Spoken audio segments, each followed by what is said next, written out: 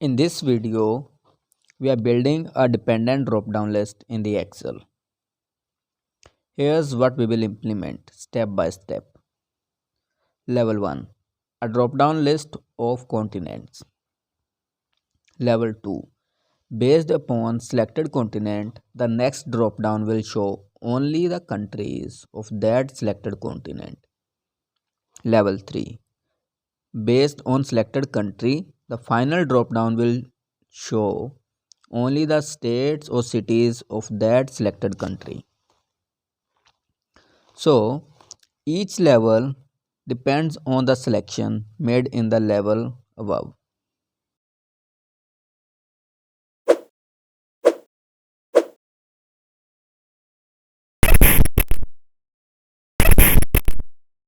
We will do this using indirect and named ranges, a method that works in all Excel versions, including the older versions that are still widely used in professional workspaces. There is a newer and easier approach using XLOOKUP function, but that only works in the latest Excel version.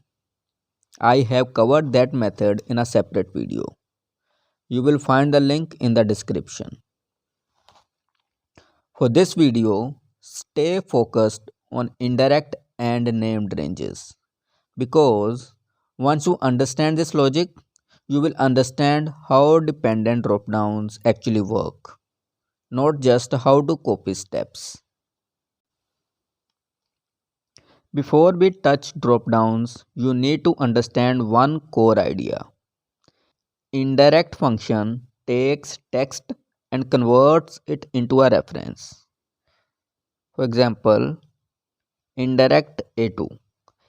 If that text A2 points to a valid reference, means a cell, a range, a table, or a named range, Excel will follow it.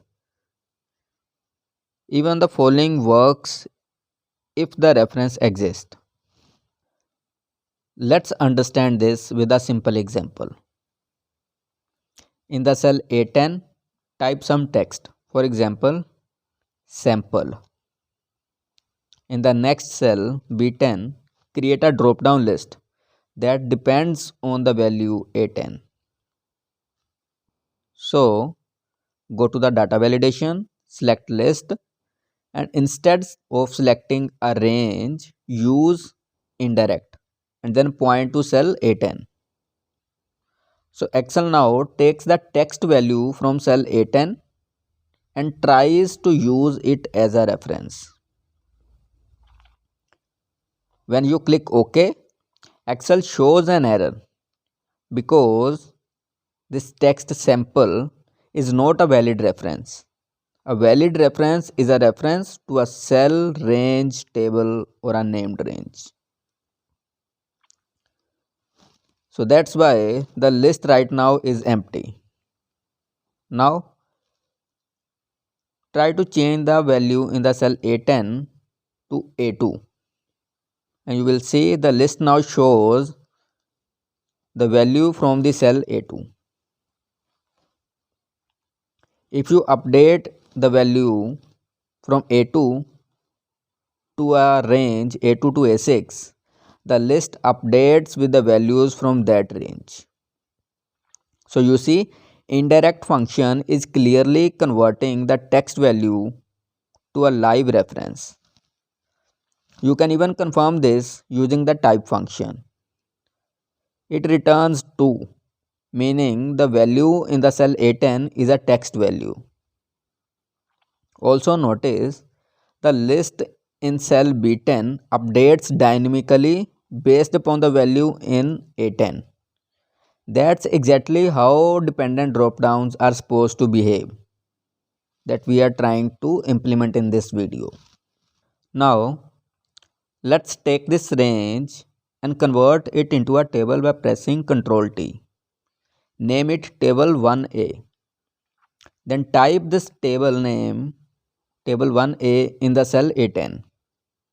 You will see the drop down now pulls the value from table and updates automatically when new data is added in the table.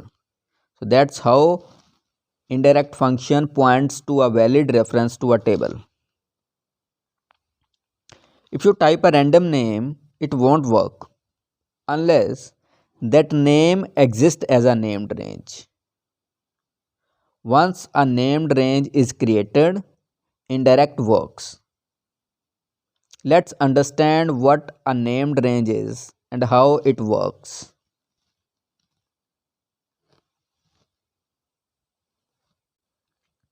Consider this range.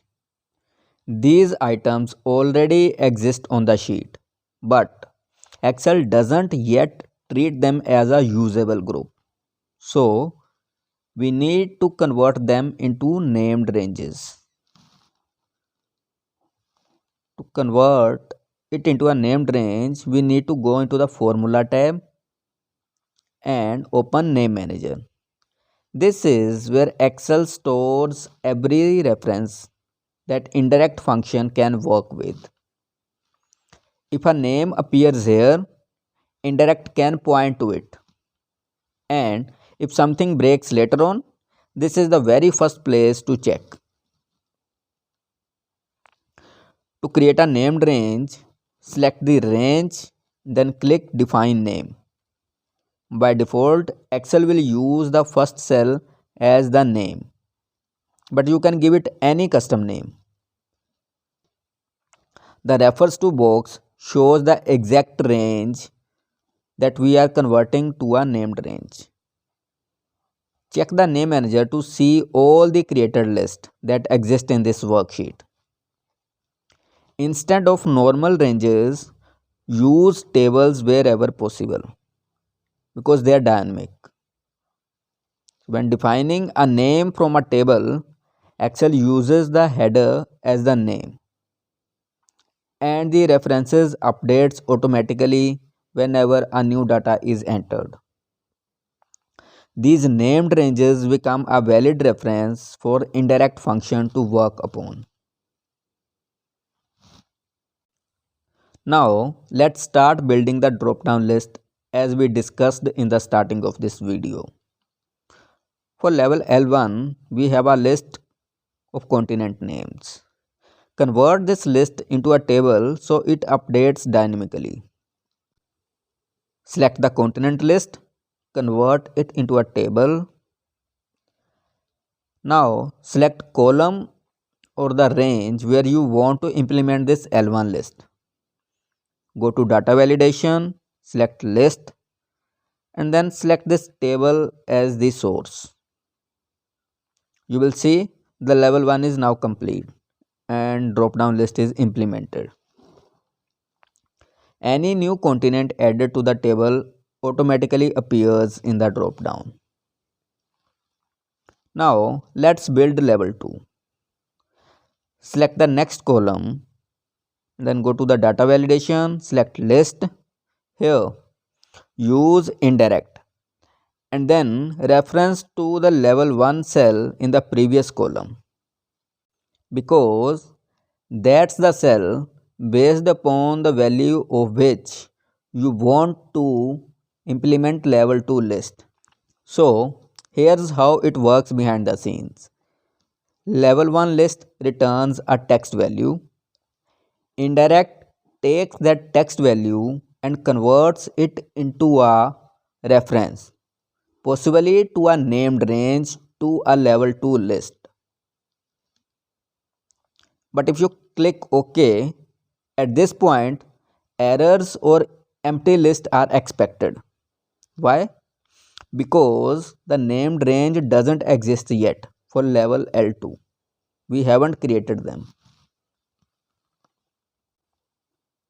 For this to work properly, we will now create named ranges for L2 level. So here's the structure.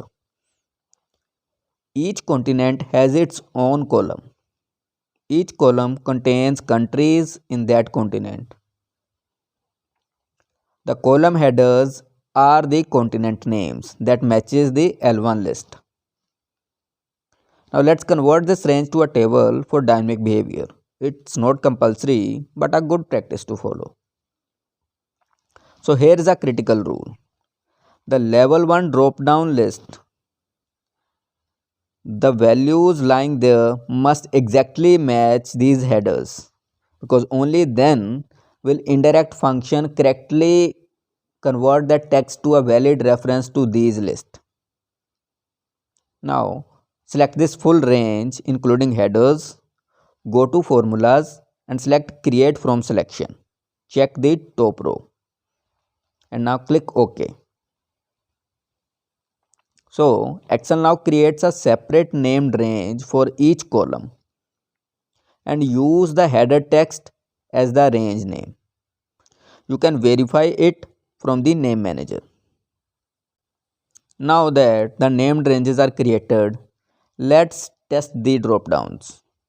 You will see the L2 list is live and working perfectly. If you change the continent in level 1, it instantly updates the level 2 list. Why this works? Because level 1 returns a text value, indirect function converts that text value to a reference to this named range, and then Excel displays the linked list to that named range. So nothing magical is happening. The text is being converted to a valid reference to a named range using indirect function. As long as the named range and the text matches, Excel behaves predictably. Now to reinforce our learning, we will try to implement level 3 list in the same manner. To add level 3, create columns for each country. Populate them with state or city's name.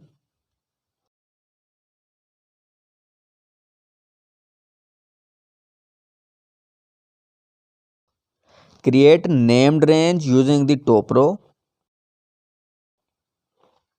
Then create a data validation in the next column to the L2 dropdown. And in the data validation section, use indirect function referencing to the level 2 cell. Same system, same logic. So if you understand level 2, you already understand level 3.